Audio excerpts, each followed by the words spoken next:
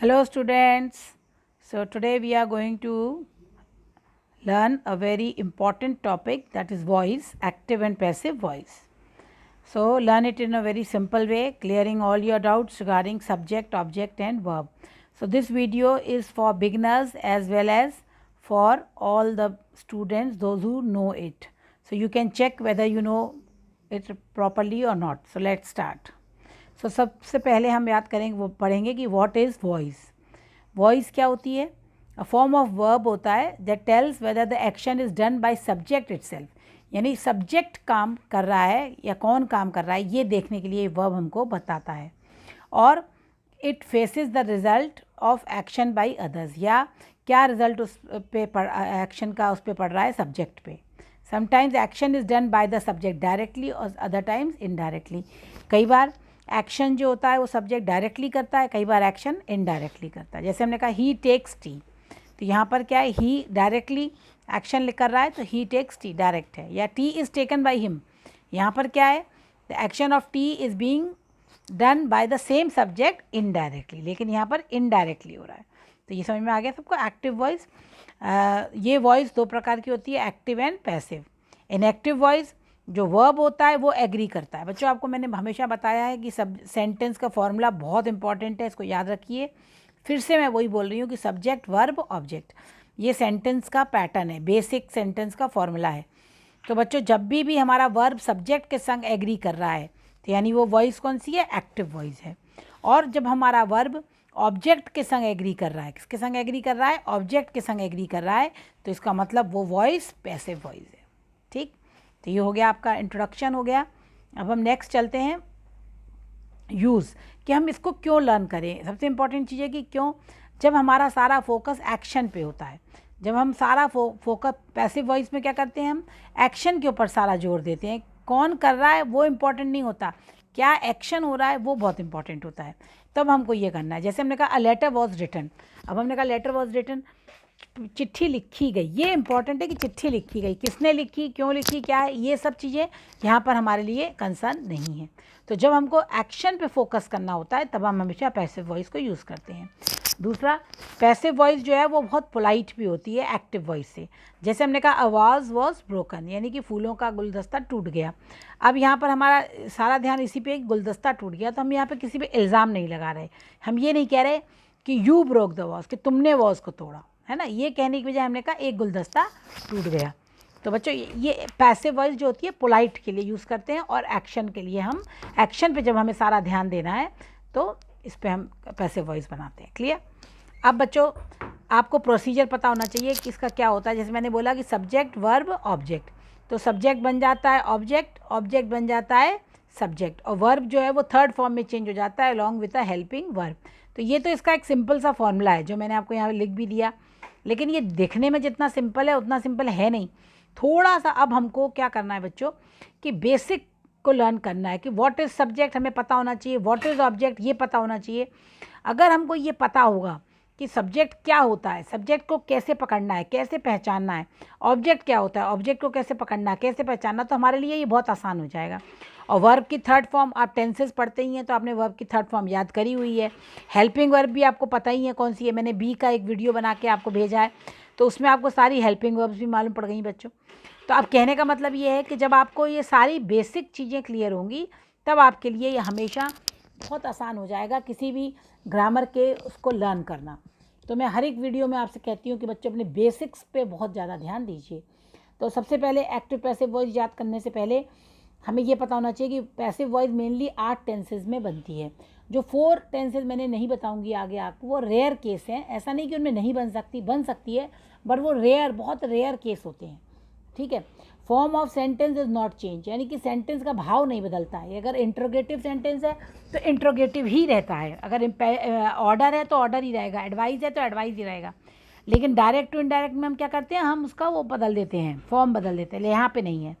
फिर इसमें हमेशा third form of the verb use होती है. पैसिव वॉइस में हमेशा third form of the verb हो जाती है. जब हम सब्जेक्ट को ऑब्जेक्ट में चेंज करते हैं तो उसके साथ बाई लगा देते हैं, है ना. ये भी हमें याद रखना है. इंट्रांसिटिव वर्ब का कभी भी पैसिव वॉइस नहीं बनता, है ना. देखो बच्चों ये बहुत ही एक बहस का विषय रहता है ग्रामरियंस के लिए कि इंट्रांसिटिव वर्ब्स में क्यों नहीं पैसिव वॉइस बनता, लेकिन हम यहाँ पे बेसिक नॉलेज ले रहे हैं। हम कोई यहाँ पे पीएचडी की डिग्री नहीं करने जा रहे कि हमें बिल्कुल इंट्रांसिटिव वर्ब के अंदर बिल्कुल कितने होती हैं, क्या है, कौन सी इसमें काम करती, इतना हमको नहीं जानने की ज़रूरत है। बस हम इतना समझ लें कि ट्रांसिटिव इंट्रांसिटिव वर्ब होती क्या है और पैसिव वॉइस हमारी इंट्रांसिटिव वर्ब में नहीं बनती। अब मैं आगे आपको ये चीज़ें क्लियर करूँगी। अगर किसी वर्ब के दो ऑब्जेक्ट हैं, यानी मैं सब्जेक्ट वर्ब ऑब्जेक्ट की बात करते हैं जब हम, तो कई बार दो ऑब्जेक्ट हमारे सामने आ जाते हैं। ये तो इसमें हमको कौन से वाले को करना है, किसी को भी कर सकते हैं। अभी मैं आपको ये भी क्लियर करूँगी। तो डायरेक्ट ऑब्जेक्ट होता है, इनडायरेक्ट ऑब्जेक्ट होता है बच्चों, ये क्या होते हैं और इनको हमें कैसे पहचानना है, ये मैं आपको सब बताने वाली हूँ इस वीडियो में। तो अब हमने ये जो चीज़ है, हमें एक्टिव पैसिव जानने से पहले ये चीज़ें आनी चाहिए। जैसे एग्जांपल मैंने दिया था, हरी gave me a pen an apple. तो यहाँ पर एक मेरा ऑब्जेक्ट हो गया, गेव के बाद मी आ रहा है, एक हो गया ये, एक हो गया एप्पल। तो मेरे पास दो ऑब्जेक्ट हो गए, ठीक है बच्चों। तो एक मी है यानी मैं, और एक एप्पल है यानी सेब। तो अब इन दोनों में से मैं किसी को भी सब्जेक्ट बना सकती हूँ। तो मैंने मी को अगर सब्जेक्ट बनाया तो आई हो गया, अगर एप्पल को बनाया तो एन एप्पल सब्जेक्ट हो गया। उसके बाद मैंने इसको इस तरह से पैसिव बना दिया। दोनों ही करेक्ट हैं, सेंटेंस कोई गलत नहीं है। तो ये चीज़ें जो हैं ये बहुत बेसिक चीज़ें हैं। तो अब मैं आगे आपको बताने वाली हूँ कि हमको एक्टिव टू पैसिव के लिए सबसे पहले क्या क्या चीज़ें आनी चाहिए अच्छे से। सबसे पहले हमें ट्रांसिटिव वर्ब को पहचान लेना चाहिए कि ट्रांसिटिव वर्ब क्या होती है। बच्चों इसको हम अच्छे से समझेंगे क्योंकि हर चीज़ में आपको ये काम आने वाला है ग्रामर का बेस, कि जो वर्ब जिसके बाद एक ऑब्जेक्ट आता है ना, वो हमेशा ट्रांसिटिव वर्ब होती है। पहली पहचान क्या है ट्रांसिटिव वर्ब की, कि वर्ब के बाद हमेशा ऑब्जेक्ट आता है, ठीक है। अगर उसके बाद ऑब्जेक्ट नहीं आता है तो वो इंट्रांसिटिव वर्ब हो जाती है। एक तो सीधा साधा डेफिनेशन ये है, लेकिन इस पे भी बहुत ज़्यादा मतभेद हो चुके हैं, क्योंकि कुछ लोग कहते हैं कि कई ऐसी वर्ब्स हैं जो ट्रांसिटिव इंट्रांसिटिव दोनों का काम करती हैं, क्योंकि वो डिपेंड करता है कि आप उनको कैसे यूज़ कर रहे हैं, ठीक है ना। अगर उसी वर्ब के बाद आपने ऑब्जेक्ट का यूज़ कर दिया तो वो ट्रांसिटिव हो जाती है, और उसी वर्ब के बाद अगर ट्रांसिटिव का यूज़ नहीं हो रहा है तो वो इंट्रांसिटिव हो जाती है। जैसे मैंने कहा कि birds fly in the sky, तो बर्ड्स क्या कर रही हैं, फ्लाई इन द स्काई। तो बर्ड्स के एक्शन का, है ना, बर्ड्स के एक्शन का स्काई के ऊपर कोई असर नहीं पड़ रहा है, तो ये फ्लाई हमारी कैसी हो गई, इंट्रांसिटिव वर्ब हो गई, ठीक है। अब देखिए इसमें और इन्होंने बताया कि फर्स्ट ट्रांसिटिव वर्ब में आप सबसे पहले ये देखो कि उसमें डूएबल एक्शन हो, यानी वांट, पेंट, राइट, ईट, एक्शन हो उसमें कुछ। सेकंड कि उसके बाद एक डायरेक्ट ऑब्जेक्ट आए, ठीक है, तो वो हमेशा इंट्रांसिटिव वर्ब हो जाती है। जैसे देखो यहाँ पे दो एग्जांपल देके समझाया है। She left the keys on the table, यानी उसने छोड़ दिया, किसको छोड़ दिया, कीज़ को। तो ये डायरेक्ट ऑब्जेक्ट है, कीज़ के बाद क्या आ रहा है, डायरेक्ट, तो ट्रांसिटिव वर्ब हो गई हमारी। My father took me to the movies, तो मेरे फादर टुक मी यानी कि उनके ले जाने का, किसको ले जा रहे थे, मुझे, तो ये डायरेक्ट ऑब्जेक्ट, ठीक है। तो यहाँ पर हम देख रहे हैं कि दोनों में ही डायरेक्ट ऑब्जेक्ट पीछे आ रहा है और दोनों ही डूएबल एक्शन है, तो ये हमेशा ट्रांसिटिव वर्ब हो गई, यानी जिसमें ट्रांसफ़र एक्शन जो हो रहा है, ट्रांसफ़र हो रहा है एक्शन, ठीक है, वो हो गई हमारी ट्रांसिटिव वर्ब्स। तो वर्ब से ही आप समझ जाइए, ट्रांजिटिव यानी ट्रांसफरेबल, यानी जो ट्रांसफ़र करती है एक्शन को ऑब्जेक्ट के ऊपर, यानी ऑब्जेक्ट होना बहुत ज़रूरी है। अगर ऑब्जेक्ट ही नहीं होगा तो ट्रांसफ़र किस पे करेगी, समझ में आ गया बच्चों। तो हमारी पैसिव जो वॉइस बनती है वो हमेशा ट्रांसिटिव वर्ब से ही बनती है, पहला। अब आपको ये पता होना चाहिए सब्जेक्ट क्या होता है, वर्ब मैंने आपको बता दिया, ऑब्जेक्ट क्या होता है। SVO को हमें समझना बहुत ज़रूरी है। तो अब मैं आपको पहले बताऊंगी कि सब्जेक्ट क्या होता है, फिर मैं बताऊंगी आपको ऑब्जेक्ट क्या होता है, वर्ब मैंने बता ही दिया आपको, उसके बाद हम इसको लर्न करेंगे, बहुत ईजी हमको तब लगेगा। अब देखो बच्चों, व्हाट इज़ सब्जेक्ट। सब्जेक्ट क्या होता है, सब्जेक्ट कुछ भी हो सकता है, नाउन हो सकता है, प्रोनाउन हो सकता है, नेम हो सकता है, थिंग हो सकती है, कोई भी हमारा सब्जेक्ट हो सकता है, ठीक। और ऑब्जेक्ट भी कुछ भी हो सकता है, नाउन, प्रोनाउन, थिंग, एनिमल। जैसे मैंने कहा the fruit fell on the lion, तो SVO यानी कि जो वर्ब के पहले आता है वो हमेशा सब्जेक्ट होता है। तो फ्रूट, यहाँ पर फ्रूट आ रहा है, तो फ्रूट वर्ब के पहले आ रहा है, वेल के पहले, तो इसका मतलब फ्रूट हमारा क्या हो गया, सब्जेक्ट हो गया। अब देखो सब्जेक्ट्स के 3 प्रकार हैं mainly, simple subject, complete subject, compound subject.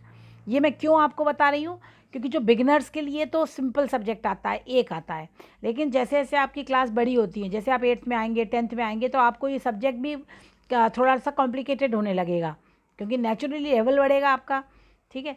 तो सिंपल सब्जेक्ट को तो आप पहचान लेंगे, जिसमें एक सिंपल एक नाउन या एक प्रोनाउन होता है जो एक्शन करता है। जैसे सुपरमैन सेव द पीपल, तो इसमें हमारा सुपरमैन एक्शन है, मेन एक ही है नाउन, है ना, तो सुपरमैन सेव द पीपल। ठीक। कंप्लीट में क्या होता है, कंप्लीट में क्या होता है कि main word in the sentence के संग मॉडिफायर्स भी आ जाते हैं जो उसको डिस्क्राइब करते हैं। जैसे हमने यहाँ पर कहा वुमेन, ठीक है, वुमेन हमारा मेन सिंपल सब्जेक्ट था वुमेन, लेकिन इसके संग हमने बहुत से मॉडिफायर यूज़ कर दिए, एडजेक्टिव्स यूज़ कर दिए। The wise and beautiful women, क्या हमने बोल दिया, the wise and beautiful women. तो ये वुमेन को ही डिस्क्राइब करने के लिए, तो ये हमारा एक कंप्लीट हो गया, समझ में आ गया। तो ये हमारा यहाँ पे देख रहे हैं आप सब्जेक्ट बड़ा हो गया। तीसरा कंपाउंड, कंपाउंड में क्या होता है कि कंपाउंड में दो सब्जेक्ट्स मिलकर एक बना देते हैं, जैसे गर्ल एंड हर मदर, तो ये दो सब्जेक्ट हमारे एक संग हो गए, तो ये कंपाउंड हो गए, गर्ल एंड हर मदर। तो बच्चों अब आपको सब्जेक्ट समझ में आ गया क्या है। तो वर्ब के पहले आता है सब्जेक्ट, सब्जेक्ट सिंपल हो सकता है, सब्जेक्ट कंप्लीट हो सकता है, सब्जेक्ट कंपाउंड हो सकता है। ओके, अब हम आते हैं ऑब्जेक्ट। ऑब्जेक्ट बच्चों बहुत ज़रूरी है पढ़ना, क्योंकि डायरेक्ट दो तरह के ऑब्जेक्ट हैं, डायरेक्ट ऑब्जेक्ट और इनडायरेक्ट ऑब्जेक्ट। जनरली जो बहुत बेसिक बच्चों को हम बताते हैं वो बताते हैं हम डायरेक्ट जो होता है वो नॉन लिविंग थिंग्स के लिए आता है ना, और इनडायरेक्ट जो होता है वो लिविंग थिंग्स के लिए आता है, लिविंग बीइंग्स के लिए आता है ना। ये तो एक बेसिक बहुत बिगिनर्स के लिए हम ये बता देते हैं, तो इसको आप नोट कर लीजिएगा अपनी कॉपी में। अब मैं थोड़ा सा इसको आगे लूँगी कि और जो डायरेक्ट ऑब्जेक्ट होता है और जो इनडायरेक्ट ऑब्जेक्ट है दोनों को कैसे हमें समझना है। Find the verb and ask what, अगर आप वर्ब को ढूंढें और उसमें आप लिखे व्हाट, जैसे हमने कहा हिज कार इज़, है ना, डेविड रिपेयर्ड हिज कार, इस सेंटेंस को ले लेंगे हम कि डेविड ने अपने कार, तो what did David repair, what did David repair, David repaired a car, तो उसका ऑब्जेक्ट हमको जवाब मिल रहा है हिज कार। तो इसके जवाब में प्लेस भी हो सकता है, पीपल भी हो सकता है, थिंग भी हो सकता है, ठीक है ना। तो व्हाट डिड डेविड डू, वो डेविड रिपेयर्ड हिज कार, ठीक। तो यहाँ पर हमको कार मिल गया यानी थिंग मिल गई, ठीक। अब जो हमारा इनडायरेक्ट ऑब्जेक्ट होता है ना, ये जो डायरेक्ट ऑब्जेक्ट होता है इनडायरेक्ट ऑब्जेक्ट पर डिपेंड नहीं करता, यानी हिज कार किसी के ऊपर डिपेंड नहीं करती, इसके आगे ज़रूरी नहीं है कि कोई व्यक्ति आए, ठीक। और ये वर्ब के तुरंत बाद आते हैं, इनकी पहचान क्या है कि वर्ब के ये प्रिसीड करते हैं, तुरंत बाद वर्ब के बाद आ जाता है। जैसे हमने लिखा हिज कार, यानी कि रिपेयर वर्ब आई तो रिपेयर के तुरंत बाद आ गया हिज कार, तो ये पहचान हो गई इसकी कि वर्ब के तुरंत बाद आता है। दूसरा, इसको इनडायरेक्ट ऑब्जेक्ट की यानी किसी पर्सन की ज़रूरत नहीं महसूस होती, इसके लिए कोई ज़रूरी नहीं कि कोई पर्सन हो, ठीक। और इसमें अगर आप व्हाट क्वेश्चन लगाएंगे कि वर्ब में व्हाट क्वेश्चन लगाएंगे तो आपको डायरेक्ट ऑब्जेक्ट मिल जाएगा। दूसरा, अब इनडायरेक्ट ऑब्जेक्ट जाते हैं, इनडायरेक्ट ऑब्जेक्ट में हम क्या करेंगे, वर्ब में कौन सा क्वेश्चन लगाएंगे, हुम, क्या लगाएंगे, हुम, कि क्या, कौन था, तो कौन के उत्तर में हमेशा हमको पीपल का आंसर मिलेगा, यानी कि हमें यहाँ पे लिविंग थिंग्स ही मिलेंगी, लिविंग बीइंग्स ही मिलेंगे, इंसान ही मिलेंगे। अब ये जो होता है ये हमेशा डायरेक्ट ऑब्जेक्ट पे डिपेंड करता है, लेकिन आपने देखा था कि ये जो है डायरेक्ट ऑब्जेक्ट है वो इनडायरेक्ट पे नहीं डिपेंड करता, लेकिन जो इनडायरेक्ट ऑब्जेक्ट है वो हमेशा डायरेक्ट पे डिपेंड करता है, और ज़्यादातर ये प्रपोजिशन के बाद आता है। ये वर्ब के बाद आता था, ये किसके बाद आता है, प्रपोजिशन के बाद। अब ये सेंटेंस से आप और समझ ले, they sent him a post card, ठीक। तो ये सेंट हो गई वर्ब हमारी। अब वर्ब को हमने लिखा हु, किसने भेजा, तो उसने कहा हिम, है ना, हु सेंट हिम, ही, उसने भेजा, हिम यानी व्यक्ति ने भेजा, तो व्यक्ति आ गया, है ना। तो ये हमारा हो गया। और ये देखो इसके बाद एक इनडायरेक्ट ऑब्जेक्ट चाहिए, अ पोस्ट कार्ड, उसको एक इनडायरेक्ट ऑब्जेक्ट की ज़रूरत पड़ती है तभी उसका मीनिंग क्लियर होता है। तो they sent him a post card, तो हिम ने, उसने क्या भेजा, उसने एक पोस्ट कार्ड भेजा, तो him is the indirect object of the verb sent. To whom did they send the postcard, किसको भेजा, उसको भेजा। क्लियर हो गया। तो बच्चों अब आपको डायरेक्ट और इनडायरेक्ट ऑब्जेक्ट अच्छे से समझ में आ गए होंगे। तो हमारी जो पैसिव वॉइस होती है, सब्जेक्ट वर्ब ऑब्जेक्ट, उसमें कई बार डबल ऑब्जेक्ट दे दिए जाते हैं। डबल ऑब्जेक्ट मतलब डायरेक्ट और इनडायरेक्ट दोनों दे दिए जाएंगे। तो अब आपको ये तो समझ में आ गया कि अगर इनडायरेक्ट ऑब्जेक्ट आएगा तो डायरेक्ट ऑब्जेक्ट उसके साथ ज़रूर आएगा, क्योंकि वो उस पर ही डिपेंड करता है। Clear, okay. अब हम देखेंगे कि हमें सब्जेक्ट को ऑब्जेक्ट बनाना है तो क्या करना है, आई का ऑब्जेक्ट का ये हमें याद करना पड़ेगा कि आई का ऑब्जेक्ट क्या होता है, मी, यानी मेरा, तो है ना, मैं मेरा, we us, you he him, she her, they them. बच्चों ये बहुत इंपॉर्टेंट है। मैंने आपको जो बेसिक्स पढ़ाए थे सब्जेक्ट जो नाउन वर्ब और प्रोनाउन का एक वीडियो बना के दिया था, वो इसमें इसीलिए दिया था क्योंकि ये प्रोनाउन बहुत इंपॉर्टेंट है। ये हर ग्रामर की फील्ड में आपसे बार बार पूछे जाएंगे कि सब्जेक्ट क्या होता है और ऑब्जेक्ट क्या होता है, क्योंकि ये बेस है हमारे सेंटेंस का, सब्जेक्ट वर्ब ऑब्जेक्ट। ठीक, तो ये हम सब्जेक्ट को ऑब्जेक्ट में कन्वर्ट करेंगे और ऑब्जेक्ट को सब्जेक्ट में कन्वर्ट करेंगे, तो हमें पता तो हो कि होता क्या है। ठीक, ओके, अब हम पैसिव में 3 फॉर्म्स को याद करेंगे, passive of tenses, passive of modal verb, passive of let और पैसिव ऑफ इम्पेरेटिव और पैसिव ऑफ इन्फिनेटिव। ये बहुत इंपॉर्टेंट है। ओके, अब हम सबसे पहले टेंस पे आ जाते हैं सीधे। टेंस को बच्चों मैं हमेशा कहती हूँ कि रटने की ज़रूरत नहीं होती, टेंस को आप बहुत अच्छे से समझ के याद करेंगे तो आपका कभी टेंस गलत नहीं होगा। तो एक्टिव में जो होता है हमारे टेंस है और पैसिव में ये है। जैसे प्रेजेंट इंडेफिनिट में आप ले लीजिए, प्रेजेंट इंडेफिनिट में क्या होता है, वर्ब की फर्स्ट फॉर्म एस और ई एस के संग आती है ना, जैसे ही गोज़, तो इसमें इंट्रोगेटिव बनाते समय डू और डस का यूज़ होता है। ठीक, तो इसको हम इज एम आर और इसके संग हमेशा वर्ब की थर्ड फॉर्म आती, पहले ही मैंने आपको बता दिया, तो आप समझ जाएंगे कि सबके साथ वर्ब की थर्ड फॉर्म आती है। डिड वर्ब की सेकंड फॉर्म, इंट्रोगेटिव नेगेटिव के लिए हम डिड लगाएंगे, बाकी सब में वर्ब की सेकंड फॉर्म, और जब इसको पैसिव में चेंज करेंगे तो वॉज वर्ब के साथ वर्ब की थर्ड फॉर्म। ठीक, इसी तरह विल शैल के साथ वर्ब की फर्स्ट फॉर्म, लेकिन इसमें will shall plus be plus verb की फर्स्ट फॉर्म। तो is am are plus verb की first form plus I N G present continuous, is am are plus being plus verb की third form.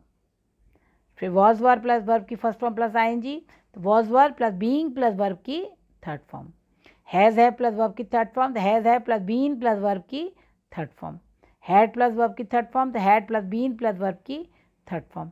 Will have plus verb की third form, तो will shall have plus been plus verb की third form. तो बच्चों आपने देखा कि इसमें मैंने आपको अभी आगे इसको और डिटेल में मैं समझा रही हूँ, लेकिन इतना यहाँ पे आप समझ लीजिए कि आपने देखा कि सब में वर्ब की थर्ड फॉर्म आ रही है, पहली बात, और आपने देखा किसी में फॉर्म नहीं बदल रहा है। अगर प्रेजेंट इंडेफिनेट है सेंटेंस तो प्रेजेंट इंडेफिनेट ही बना हुआ है। क्यों? क्योंकि देखो इज एम आर हमारा प्रेजेंट इंडेफिनेट को शो कर रहा है, वॉज वर्ब पास्ट इंडेफिनेट को, विल शैल फ्यूचर को शो कर रहे हैं। इसमें बीइंग आई एन जी लगा दिया तो कंटिन्यूस बना हुआ है, कंटिन्यूस बना हुआ है, आई एन जी। इसमें बीन लगा दिया तो परफेक्ट बना हुआ है।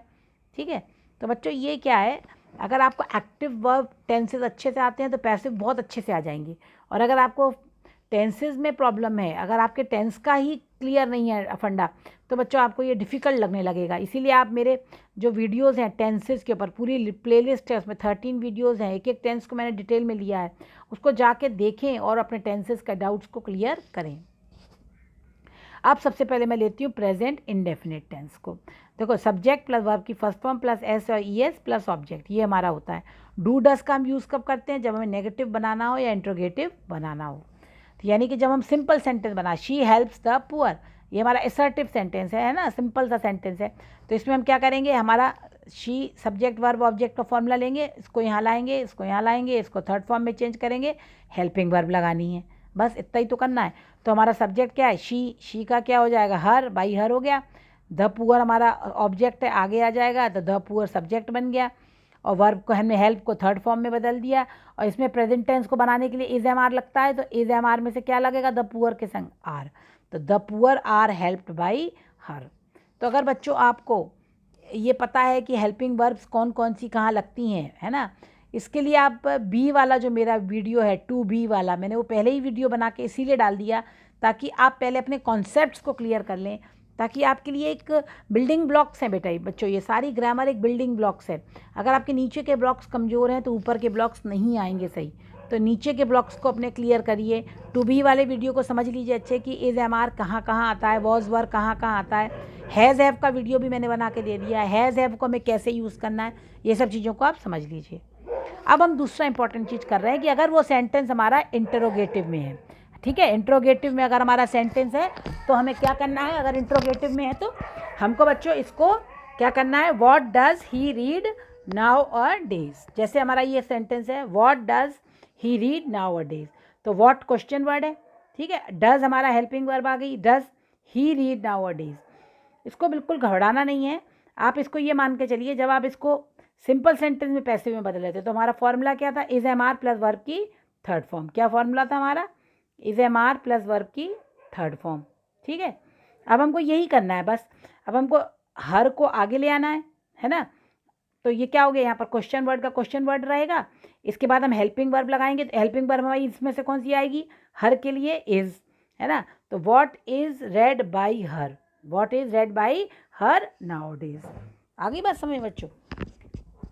क्वेश्चन का हमारा फॉर्मूला क्या है, क्वेश्चन वर्ड का, question word plus helping verb plus subject plus main verb, ये हमारा क्वेश्चन का फॉर्मूला है।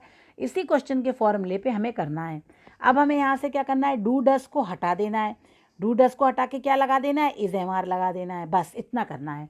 तो क्या करेंगे हम, जब हमने यहाँ पे देखो डस था तो हमने यहाँ पर क्या किया, इज हम ले आए, क्योंकि ही के संग इज आएगा, है ना। तो व्हाट इज सही है, व्हाट इज मेन वर्ब क्या है हमारी, अब हमने क्या किया इसको, ये वो है ना, तो इसको हमने यहाँ पर कर दिया what is red by her, क्योंकि हमारा सब्जेक्ट पीछे चला जाएगा, ऑब्जेक्ट है ही नहीं इस सेंटेंस में।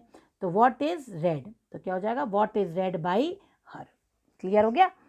अब देखो he does not read a book, इसमें भी क्या है, अब बुक को हम आगे लाएंगे, बुक आगे आ गई हमारी, है ना, और ही पीछे चला गया, बाई हिम चला गया। अब क्या बचा हमारे पास, नॉट रेड, तो अब नॉट रेड का डज नॉट रेड, तो डज तो हटना ही है क्योंकि एक्टिव है, पैसिव में हमें क्या लगाना है, इज एम आर लगाना है। तो क्या हो जाएगा, a book is not red by him. Clear. तो बच्चों ये थोड़ा सा आपको इंट्रोगेटिव सेंटेंस में और नेगेटिव सेंटेंस के लिए फॉर्मूले को बहुत अच्छे से याद रखना पड़ेगा। अगर आपका फॉर्मूला अच्छे से याद नहीं है तो आपको दिक्कत होगी। ठीक, मैं आगे इसको और एक बार एक्सप्लेन करूँगी ताकि आपको और क्लियर हो जाए। ये हो गया हमारा प्रेजेंट टेंस। अब हम आते हैं पास्ट इंडेफिनिट में। पास्ट इंडेफिनिट में भी सेम वही कंडीशन है, इंट्रोगेटिव नेगेटिव बनाने के लिए हम डिड का यूज़ करते हैं और डिड के साथ हमेशा वर्ब की फर्स्ट फॉर्म आती है। तो जैसे हमने कहा they played football in the evening, तो ये हमारी वर्ब की सेकंड फॉर्म है। तो हमने क्या किया, फुटबॉल वॉज, है ना, प्ले को थर्ड फॉर्म में बदल दिया, सब्जेक्ट को अब पहले बना दिया, दे को हमने बना दिया बाई देम, ठीक है। इन फुटबॉल को हमने क्या बना दिया, सब्जेक्ट बना दिया, ठीक, ये सब्जेक्ट बन गया, ये ऑब्जेक्ट बन गया हमारा, वर्ब हमारी थर्ड फॉर्म में हो गई प्लेड। अब इसमें हेल्पिंग वर्ब कौन सी आएगी, पास्ट टेंस में वॉज, बस football was played by them in the evening. अब आता है इसका इंट्रोगेटिव। बच्चों फिर से हम इंट्रोगेटिव को एक बार दोबारा समझ लेते हैं कि जैसे हमारा क्वेश्चन वर्ड है उसके बाद हमारा क्या आता है ना, अगर क्वेश्चन वर्ड है उसके बाद हमारा हेल्पिंग वर्ब आता है, ठीक है, हेल्पिंग वर्ब के बाद हमारा सब्जेक्ट आता है, सब्जेक्ट के बाद हमें मेन वर्ब आता है, मेन वर्ब के बाद हमारा ऑब्जेक्ट आता है और ये क्वेश्चन बन जाता है। ठीक, अब देखो जब हम इसको इनडायरेक्ट में बदलेंगे तो हमारा पैटर्न थोड़ी बदल जाएगा, यही रहेगा, क्वेश्चन वर्ड रहेगा, फिर हमारा हेल्पिंग वर्ब रहेगा, ठीक है, हेल्पिंग वर्ब रहेगा, फिर हमारा जो सब्जेक्ट है, तो अब हमारा ऑब्जेक्ट जो ये सब्जेक्ट बन जाएगा तो वो आगे आ जाएगा, सब्जेक्ट हो जाएगा आगे, प्लस उसमें अगर बाकी कुछ है तो वो लगाएंगे, नहीं तो छोड़ देंगे, है ना। मेन वर्ब, हेल्पिंग वर्ब के संग मेन वर्ब तो आएगा ही, मेन वर्ब प्लस उसके बाद हमारा सब्जेक्ट आ जाएगा। अब देखो जैसे हमने कहा did he read a book, तो यहाँ पर हमने क्या किया, did he read a book. अब डिड को हमें किस में चेंज कर देना है, वॉज वर्ब में। किस में चेंज कर देना है, वॉज या वर्ब में, क्योंकि डिड एक्टिव में आता है, पैसिव में क्या आता है, वॉज वर्ब, ये हमें पता होना चाहिए। क्लियर। अब हमने जब इसको इसमें चेंज कर दिया तब क्या हो जाएगा, वॉज, अब हमारा इसमें ऑब्जेक्ट क्या था, अ बुक, तो अ बुक को हम सब्जेक्ट बना देंगे, वॉज अ बुक क्या होगा, अब रेड बाई हिम, ये पीछे चला गया। आसान है ना। तो हमने बहुत आसान तरीके से इसको किया, केवल हमको ये याद रखना है कि जैसे वहाँ पे डू डस था तो डू डस को हमने इज एम आर में किया था और डिड को हमें किस में कन्वर्ट कर देना है, वॉज वर्ब में। बस इतना याद रखना बच्चों हमेशा। जैसे he did not read a book, इसमें भी देखो डिड नॉट है तो डिड को हमें किस में बदल देना है, वॉज वर्ब में बदल देना है, ठीक है। अब सब्जेक्ट को ऑब्जेक्ट बनाओ, ऑब्जेक्ट को सब्जेक्ट बनाओ और इसको वॉज वर्ब में कन्वर्ट कर दो, तो क्या हो जाएगा, अ बुक, अब बुक के संग वॉज वर्ब में से क्या आएगा, वॉज नॉट रेड, अब ही का ऑब्जेक्ट बना दो him, a book was not red by, हो गया क्लियर। तो ये इंटरोगेटिव में हमको बिल्कुल भी कंफ्यूज नहीं होना है, ना घबराना है, बस केवल हमको फॉर्मूले को देख लेना है। ओके, अब आता है फ्यूचर इंडेफिनिट। फ्यूचर इंडेफिनिट में subject will shall plus verb की फर्स्ट फॉर्म प्लस ऑब्जेक्ट, ये इसका फॉर्मूला है। अब हमको क्या करना है, इसमें केवल बी लगा देना है, क्योंकि ये चेंज नहीं होना चाहिए, फ्यूचर इंडेफिनिट का फ्यूचर इंडेफिनिट ही बना रहना चाहिए, तो बी लगा देंगे और वर्ब की थर्ड फॉर्म उसका पैसिवनेस शो करेगी।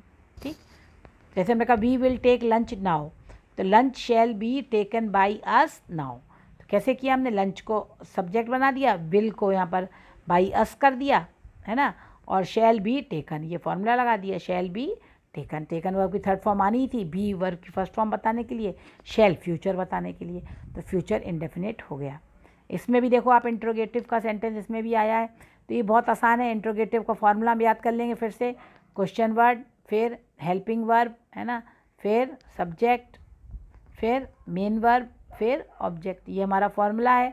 अब यही फॉर्मूला हमारा रहेगा पैसिव में, क्योंकि हमें इसमें फॉर्म नहीं बदलता है। तो अब हमने क्या यहाँ पर है, हमारी हेल्पिंग वर्ब विल है ना, यहाँ पर विल हेल्पिंग वर्ब दी है या जो भी दी है उसको हमने ले लिया। अब हम क्या करेंगे, क्वेश्चन वर्ड का क्वेश्चन वर्ड ही रखेंगे। अब हम ऑब्जेक्ट को आगे लाएंगे, है ना, तो क्या है, जैसे इसमें है will he read a book, तो हमारा अ बुक है ना ऑब्जेक्ट, तो ऑब्जेक्ट को हम आगे लाएंगे तो विल आ जाएगा, विल अ बुक, है ना, विल अ बुक हो गया। विल अ बुक कैसे आ गया, समझ में आ गया ना। अब हम क्या करेंगे, इसको आगे का सेंटेंस करेंगे, will a book be read, main verb आएगी ना, मेन वर्ब का फॉर्मूला है बी रेड।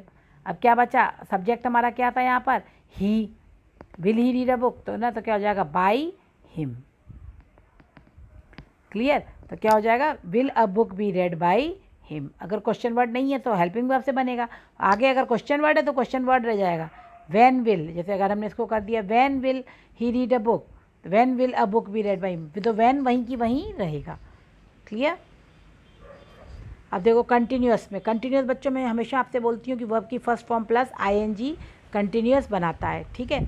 अब आपको इसमें क्या करना है, कंटिन्यूअस बनाता है आईएनजी, तो हमने इसलिए being mother of helping verbs है तो उसने हमारी फिर से मदद कर दी, तो हमने यहाँ पे बीइंग लगा के प्रेजेंट कंटिन्यूअस बन गया, प्लस वर्ब की थर्ड फॉर्म पैसिव बताने के लिए आ गई। तो कुछ भी फॉर्मूले में देखो आप बेसिकली कोई चेंज नहीं है, तो वर्ब की फर्स्ट फॉर्म प्लस आईएनजी थी, उसकी जगह हमने बीइंग लगा दिया तो वही हो गई ना, is am are plus verb की फर्स्ट फॉर्म प्लस आईएनजी, वही सेम चीज़ आ गई बीइंग के रूप में, प्लस वर्ब की थर्ड फॉर्म, तो हमारा ये बन गया पैसिव। जैसे she is singing a beautiful song in this time, तो क्या हो जाएगा, शी हमारा सब्जेक्ट है, सब्जेक्ट हम पहचान लेंगे, इज़ सिंगिंग हमारा वर्ब है, और अ ब्यूटीफुल सॉन्ग क्या है, हमारा ऑब्जेक्ट है, ठीक है, ये हमारा ऑब्जेक्ट है। अब हम ऑब्जेक्ट को आगे ले जाएंगे तो अ ब्यूटीफुल सॉन्ग हो जाएगा। अब हमें क्या करना है, इज़ ब्यूटीफुल सॉन्ग के संग इज़ एम आर में से क्या आएगा, इज़ आएगा, सिंगुलर है ना इज़, और बीइंग हमने कंटिन्यूस बनाने के लिए लगा दिया, सिंगिंग की जगह में बीइंग कर दिया, और सिंग की थर्ड फॉर्म क्या हो जाएगी, संग, तो इज़ बीइंग संग by her this time. Clear. अब बच्चों इसी का इंट्रोगेटिव बनाना है, फिर वही फॉर्मूला हमारा, इज़ को हमें, इज़ का तो ईजी रहेगा क्योंकि वो चेंज नहीं होना है, इज़ अ, बस हमें क्या करना है, शी हमारा सब्जेक्ट है, इसको पीछे ले जाना है, अ सॉन्ग हमारा ऑब्जेक्ट है, इसको आगे ले आना है, तो बस इज़ अ सॉन्ग, और हमारी कंटिन्यूशन बताने के लिए कौन सी वर्ब आ रही है, बीइंग, और थर्ड फॉर्म के लिए संग, तो इज़ अ सॉन्ग बीइंग संग बाई हर। ठीक। अब पास्ट कंटिन्यूस भी सेम है, was verb plus being plus, इसमें भी वही सेम चीज़ आ जाएगी, वॉज वर्ब प्लस बीइंग आ जाएगा, प्लस वर्ब की थर्ड फॉर्म आ जाएगी। तो जो बीइंग है बच्चों, ये कंटिन्यूशन बता रही है ना, ये कंटिन्यूशन बताने के लिए है, और वर्ब की थर्ड फॉर्म पैसिव बताने के लिए है कि ये चीज़ पैसिव में है, तो ये तो सब में आनी है थर्ड फॉर्म। ये बीइंग हमारा कंटिन्यू, और was were as it is past है तो वॉज वर आना है। तो फॉर्मूलों को रटने की ज़रूरत नहीं है, इनको बस थोड़ा सा समझ लेंगे तो आपको ये याद ही हो जाएंगे। The teacher was reading newspaper, अब देखो टीचर वॉज रीडिंग न्यूज़पेपर, अब यहाँ पर हमारा पास्ट कंटिन्यूस है, अब हमें इसको पैसिव में बदलना, तो वॉज के संग कंटिन्यूशन बनाने के लिए बीइंग लगा देंगे, और रीड का थर्ड फॉर्म रेड हो जाएगा, तो सब्जेक्ट को ऑब्जेक्ट बना दो, newspaper was being red by the teacher. इसी तरह इंट्रोगेटिव है इसका, इंट्रोगेटिव में भी वही सेम चीज़ है, हेल्पिंग वर्ब आएगी, फिर सब्जेक्ट आएगा, फिर हमारी मेन वर्ब आएगी, फिर ऑब्जेक्ट आएगा। अब हमें ऑब्जेक्ट को आगे ले आना है, सब्जेक्ट को पीछे ले जाना है, इसको पास्ट कंटिन्यूस में बदल देना है, तो क्या हो जाएगा, हेल्पिंग वर्ब दी हुई है वॉज बीइंग रेड, तो was newspaper being red by the teacher. Perfect बच्चा बहुत ही आसान है, परफेक्ट में तो already has have plus verb की थर्ड फॉर्म है ना, तो ये परफेक्ट है। अब इसको पैसिव बनाने के लिए बस बीच में बीन लगा देना है, ख़त्म, इन दोनों के बीच में बीन लगा दोगे अपने आप पैसिव बन जाएगा, has have plus been plus verb की थर्ड फॉर्म। अब आपको ये तो पता ही है हैज़ और हैव कहाँ आता है, ये आपने वीडियो नहीं देखा हो तो देख लेना, हैव टू हैज़ टू वाला वीडियो है, बहुत इंपॉर्टेंट, बेसिक्स क्लियर करने के लिए ही बनाया मैंने, उसको देख लेना। ठीक, तो ये हो गया आपका। और children have taken their breakfast, अब हमारा सब्जेक्ट क्या है, चिल्ड्रन है ना, और ब्रेकफास्ट क्या है हमारा ऑब्जेक्ट। ठीक है, तो अब हमने क्या किया, have taken, have been taken क्या हो जाएगा, हैव बीन टेकन। अब ब्रेकफास्ट सिंगुलर है तो the breakfast has been taken by children, कितना आसान है। Have children taken the breakfast, इसमें इंट्रोगेटिव बना दिया, तो हैव चिल्ड्रन टेकन, तो ये चिल्ड्रन पीछे चला जाएगा, ब्रेकफास्ट आगे आ जाएगा और यहाँ पे बीन लग जाएगा। तो क्या have children, have breakfast been taken by children. संग संग में आपको इंट्रोगेटिव इसलिए सिखा रही हूँ कि ये संग संग में सीख लेने में आसान रहता है। बाद में अगर मैं आपको सिखाऊंगी तो आपको कन्फ्यूजन क्रिएट होता। और पास्ट परफेक्ट आ गया, पास्ट परफेक्ट में भी सेम है, हैड प्लस वर्ब की थर्ड फॉर्म आती है बच्चों, इन दोनों के बीच में क्या लगा देना है, बीन लगा देना है बस। तो ये हमारा परफेक्ट हो गया, है ना, पास्ट परफेक्ट में हो गया। तो यानी कि अब सब्जेक्ट को ऑब्जेक्ट बनाया, ऑब्जेक्ट सब्जेक्ट की तो क्लियर है ही सबको, हैड बीन प्लस वर्ब की थर्ड फॉर्म लगाई, बन गया लो past perfect. I had written a poem, तो क्या हो जाएगा, poem had been written by me, poem had been written by me. अब इसमें सेम वही चीज़, had I written a poem, तो आई को पीछे ले जाओ, पोएम को आगे ले आओ और बीन रिटन कर दो बस, had a poem been written by me. Future perfect, future perfect में भी सेम ही है, will shall have plus verb की थर्ड फॉर्म होती है, इसके बीच में बस बीन लगा देना है हमें, खत्म हो गया काम हमारा। Will shall have been plus verb की थर्ड फॉर्म, सब्जेक्ट को ऑब्जेक्ट बनाओ, ऑब्जेक्ट को सब्जेक्ट बनाओ, हो गया। She will have completed her homework, तो क्या हो जाएगा, शी विल हैव, है ना, कंप्लीटेड हर होमवर्क। अब हम क्या करेंगे, हर होमवर्क को आगे ले जाओ, शी को पीछे ले जाओ और विल हैव कंप्लीटेड के बीच में क्या लगा दो, विल हैव बीन कंप्लीटेड बस। तो क्या हो जाएगा, the homework will have been completed by her. अब इसको इंट्रोगेटिव बनाना है, तो इंट्रोगेटिव का फॉर्मूला क्या है, हेल्पिंग वर्ब को सब्जेक्ट के पहले लाना है। तो इसमें सब्जेक्ट हेल्पिंग वर्ब हमारी कौन सी है, विल, तो विल को सब्जेक्ट के आगे ले आएंगे, तो will her homework been completed by her, subject को ऑब्जेक्ट, ऑब्जेक्ट को सब्जेक्ट, विल पहले आ जाएगा सब्जेक्ट के, तो इंट्रोगेशन बन गया। अब ये मॉडल वर्ब्स, मॉडल वर्ब्स क्या होती हैं, जो हमारे मूड को बताती हैं। तो can, could, shall, should, will, would, has to, have to, इन सब के संग बी प्लस वर्ब की थर्ड फॉर्म हो जाएगी। और कुड हैव ये सब है, अगर could have, would have, should have, may, might have, तो इन सब के संग आ जाएगी बीन। क्लियर, कैसे, ये देखो प्रैक्टिस कर लेते हैं। रुद्र कैन स्पीक इंग्लिश, तो अब यहाँ पे कैन प्लस स्पीक आ रहा है, कैन प्लस वर्ब की मॉडल है, कैन कर सकता है, मूड बता रहा है, उसकी क्षमता बता रहा है कि वो कर सकता है। तो क्या हो जाएगा, इंग्लिश को आगे ले जाएंगे, सब्जेक्ट बनाएंगे, रुद्रा को पीछे लाएंगे, ऑब्जेक्ट बनाएंगे, है ना, बाई लगा देंगे साथ में उसके, तो इंग्लिश कैन बी स्पोकन, बस क्या लगा देना है इनके बीच, मॉडल क्या कह रहा है, modal verb plus be plus verb की थर्ड फॉर्म हो जाएगी। ये फॉर्मूला याद रखो मॉडल वर्ब का, तो बस can be spoken. He need not read this book need not be read by you. Can he speak Spanish, इसका इंट्रोगेटिव भी बनाना हो तो सेम है, कैन शुरू में हेल्पिंग वर्ब पहले ही आएगा, कैन स्पेनिश बी बो स्पोकन बाई हर। ठीक, तो बच्चों ये मॉडल वर्ब्स का हो गया। दूसरा आता है इन्फिनेटिव्स का। इन्फिनेटिव क्या होता है, टू प्लस वर्ब की फर्स्ट फॉर्म। तो जब इसका हम पैसिव बनाएंगे तो इसमें बस बी लगा देंगे बीच में, to plus be plus verb की थर्ड फॉर्म। तो ये इन्फिनेटिव हमारा एज इट इज़ बना ही रह गया, प्लस में पैसिव आ गया वर्ब की थर्ड फॉर्म। तो बी देख रहे हैं आप कितनी इंपॉर्टेंट वर्ब है। It is time to take tea, तो it is time for tea to be taken. ठीक है, it is time for tea to be taken. Is it time to take tea, तो is it time for tea to be taken, ये ना interrogative में बना दिया। Interrogative में हमने इसको इसके आगे निकाल दिया, जो it is time to take tea, इसको आगे निकाल दिया, क्वेश्चन बन गया, is it time to take tea. ठीक है ना, इसमें भी it is time to take tea, फिर हेल्पिंग वर्ब को आगे लगा दिया। एक बच्चों और मैं बहुत सिंपल सा आपको एक तरीका बताती हूँ, जैसे कि अगर आपको इंट्रोगेटिव में अभी भी कठिनाई लग रही है, कुछ बच्चों को लगती है, तो जैसे हमने कहा कि कोई भी सेंटेंस है, जैसे हमने कहा she can speak English, she can speak English, है ना बच्चों।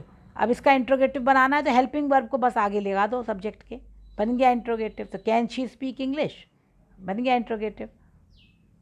तो अगर आपको पैसिव बनाते समय दिक्कत हो रही है तो पहले आप सिंपल सेंटेंस बना लीजिए उसका, और फिर हेल्पिंग वर्ब को सब्जेक्ट के आगे लगा दीजिए, तो वो अपने आप इंट्रोगेटिव में फिर से बन जाएगा। क्लियर।